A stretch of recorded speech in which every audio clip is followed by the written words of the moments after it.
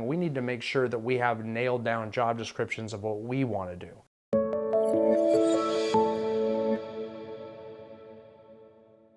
Before we actually start really looking into the job description of whoever we're hiring, we need to make sure that we have nailed down job descriptions of what we want to do, whether it's your existing team and where they're going and what they're giving away. Because what they're giving away or you're giving away, you're going to have to train the other person how to do it.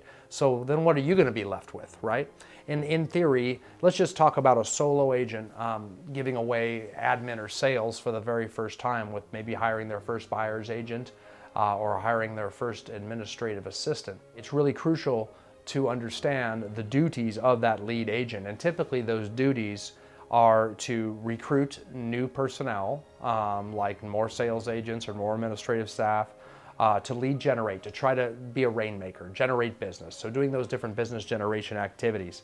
Going on listing appointments. If you have buyer's agents, it's going to stop there. If you do not have a buyer's agent working with you, you're also going to be going on buyer consultations and showing property as well. And then lastly, they're going to write and negotiate offers, right? They're going to actually write and negotiate offers. After that, an administrative staff member is going to typically take it from contract all the way to close. If we take a listing, they're going to take it from listing to contract for us and handle that existing business all the way through. If we have a buyer's agent, the buyer's agent's going to handle the buyer follow-up, buyer conversion, buyer consultation appointment, and showing the property later. Then if we move to your sales agent job descriptions, we got a few of those for you too. We're going to put the administrative assistant job description back up on the screen right now, and you can see it's broken down into the sections we talked about before. Sections 1 is the listing manager from listing to contract. Section 2 is the transaction coordinator taking transactions from contract to close.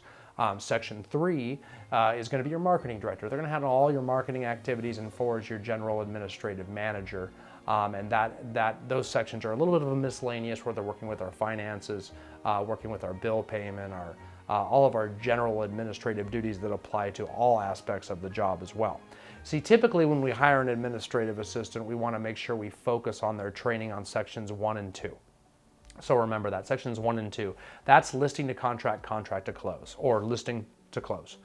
Because that's the type of job that takes up our time as a lead agent and prevents us from spending more time trying to get business. So we want to try to give that stuff that's taking up our time first. Too many agents will often hire administrative staff and then instantly try to give them all the work they haven't had time to do, and they don't give away any of their job themselves or enough of their job themselves. They want to own that part of the transaction, and really they're concerned about giving away their client communication to this administrative staff member. And then we don't really free up much time ourselves at all.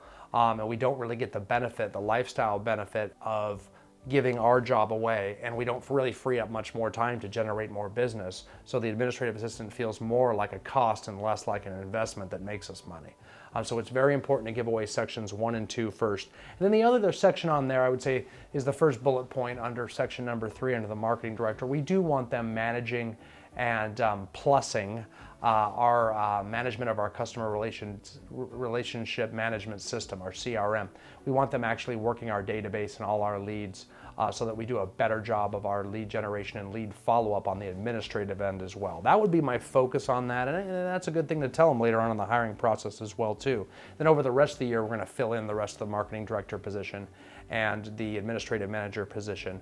Understand that this job description is absolutely designed to be over-inclusive, right? So you may see a lot of things in this job description that you do not have your administrative assistant do.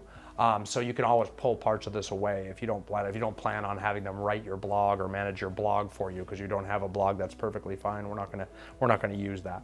Okay, so then we're going to move into the sales agent job descriptions, and we just have a couple here for you to look at. Briefly, we have a showing assistant job description. This person's primarily a door opener, and there's lots of different ways to pay and compensate the showing assistant. But that's what a showing assistant does. They basically show property, usually paid a very low commission amount, anywhere from 10% to 20% of the gross commission income earned on a sale. They're typically used to support other buyer's agents, so buyer's agents can sell more on a team because they're not spending the majority of their time showing property, which is the most time-sensitive part of a buyer's agent job.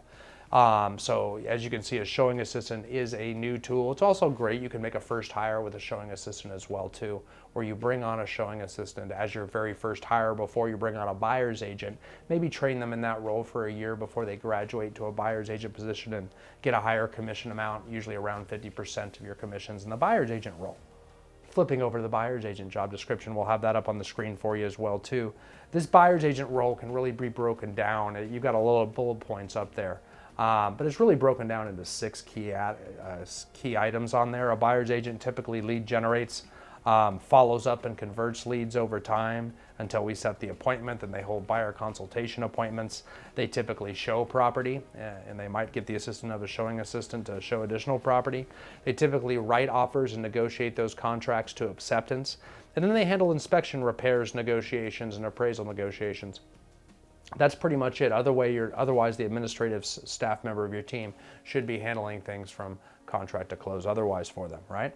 But again, we get very detailed bullet points on there that you can adjust, tweak, and alter depending on your team structure. I do recommend getting the assistant of a coach to help you with that, because that can be very important. How you set expectations up front is crucial, because once you put them in writing, it's going to be very hard to add or change things later. And if you've ever ran a real estate team and you've experienced this, it's extremely difficult.